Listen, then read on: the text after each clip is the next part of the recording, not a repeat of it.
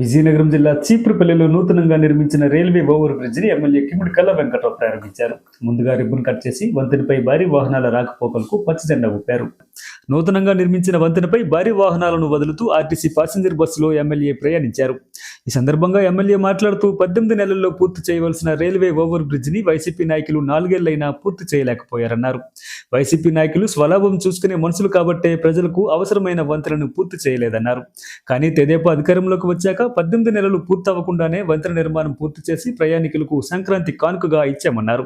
ఈ కార్యక్రమంలో తెదేపా రాష్ట్ర కార్యదర్శి కిమిడి రామ్మల్లిక్ నాయుడు, ఎంపీ కలిసెట్టి అప్పలనాయుడు, చీపురుపల్లి నియోజకవర్గ మాజీ ఇన్ఛార్జ్ కుచ్చెర్లపాటి త్రిమూర్తులరాజు, మండల నాయకులు రౌతు కామనాయుడు, దన్నాన రామచంద్రుడు, నియోజకవర్గ బీసీసీఎల్ అధ్యక్షుడు ముల్లు రమణ, గొర్ల మండల మాజీ MPP Venne Sanyasinaidu, Merakamudidam AMC chairman Taddi Chandu, vice chairman Dasiri Sivaprasad, Garividi మండల నాయకులు పైల బలరాం, సారిపాక సురేష్, కే పాలవలస సర్పంచ్ మేసాల ప్రసాద్, మెరకముడదం మండల జనసేన పార్టీ అధ్యక్షురాలు రౌతు కృష్ణవేణి తదితరులు పాల్గొన్నారు.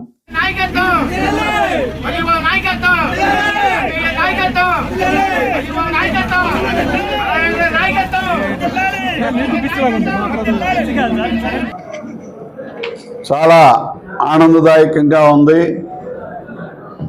గత 7 సంవత్సరాల నుంచి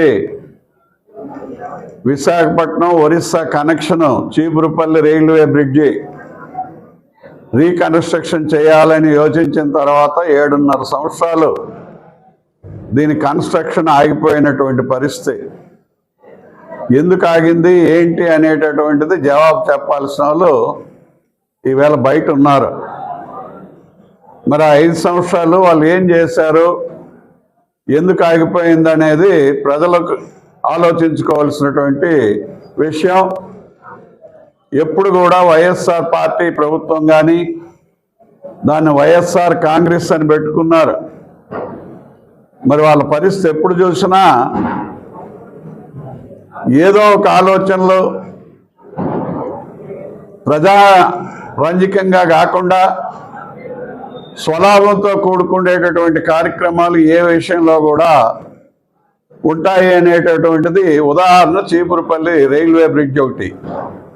ఎందుకంటే ఓ పక్కన బడ్డీలు, ఓ పక్కన ఇల్లులు, వీటిని ఏంటంటే ముసలెద్దు పేడేసినట్టుగా ముందుకెళ్ళనివ్వరు, వెనక్కి తీయనివ్వరు. ఎవరు?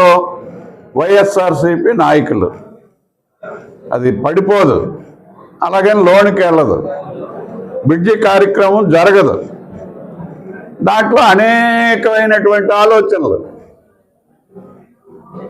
ఎవరి జోబులోదో ఏదో కొట్టేద్దాము అనేటటువంటి పరిస్థితితో దాన్ని 5 సంవత్సరాలు లాగి పీకి దాన్ని అక్కడ తీసుకొచ్చారు. మరి ప్రజలకు ఏది అతీతం కాదు, ప్రజలు అనుకుంటే ఏదైనా చేయగలరు, ఇలాంటి వ్యక్తులకి ఇక్కడ తావు లేదు అని చెప్పి మరి ప్రజలు తీసుకునేటటువంటి నిర్ణయం వల్ల ఈరోజు సంవత్సరం 18 మాసాల్లో బ్రిడ్జి పూర్తయి మరి ప్రజల కోసం మరి దాన్ని సంక్రాంతి ముందు మరి ప్రజలకు ఉపయోగపడే విధంగా ఓపెన్ చేశాము అని అంటే దీని చలువ, దీని వెనుకున్నటువంటి వ్యక్తులు మరి నరేంద్ర మోడీ గారు, చంద్రబాబు నాయుడు గారు. మరి ఆయన 2 సార్లు వచ్చారు. ఎలక్షన్ క్యాంపెయిన్లో కూడా చెప్పారు, మన చీపురుపల్లి బజార్లో మేము దీన్ని త్వరితగతిన పూర్తి చేయిస్తాము అని. అదేవిధంగా అన్ని విధాలుగా సహకారం రావటం వల్ల దాన్ని పూర్తి చేయగలిగాం.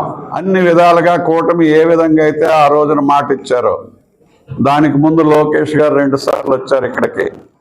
2 సార్లు కూడా పార్టీ మీటింగ్లు జరుగుతుండేటప్పుడు అందరూ అడిగేటటువంటి విషయం, మరి ఇది మాకు బిజినెస్లు పడిపోయాయి, ఎక్కడికి వెళ్ళలేకపోతున్నాం, ఏదైనా రాజం బంధుత్వంకి వెళ్ళాలని అంటే చుట్టూ తిరిగి వెళ్తే 50-60 రూపాయలు ఎక్స్ట్రా ఖర్చు అవుతుంది, మళ్ళీ తిరిగి రావడానికి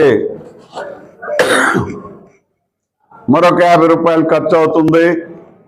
మరి పిల్లలు స్కూల్కి వెళ్ళినా కాలేజీకి వెళ్ళినా రాజంలో ఉండే ఇంజనీరింగ్ కాలేజ్కి వెళ్ళటానికి కూడా మరి చాలా శ్రమ పడాల్సినటువంటి అవసరాలు వచ్చాయి. అలా అవసరాలు ఈ రోజున పూర్తిగా ఆ భయాలు పోయినాయి, ఆ కష్టాలు పోయినాయి. మరి కూటమి ప్రభుత్వం ముందుకు రావడానికి లోకేష్ బాబు గారు కూడా దీన్ని ఎన్ని విధాలుగా మీ బ్రిడ్జ్ ఏమైంది, మీ బ్రిడ్జ్ ఏమైంది, ఎప్పుడు ఓపెన్ చేస్తున్నారు అని అడిగేటటువంటి పరిస్థితి. ఎందుకంటే ఆయన ఇక్కడికి వచ్చినప్పుడు లోకేష్ బాబు గారికి మీరందరూ కూడా 1-2 సార్లు చెప్పినటువంటి విషయాన్ని ఆయన గుర్తుంచుకొని బ్రిడ్జ్ ఎప్పుడు ఓపెన్ చేస్తారని చెప్పి అడగడం జరిగిందని చెప్పి మీకు అందరికీ నేను మనవి చేస్తున్నాను.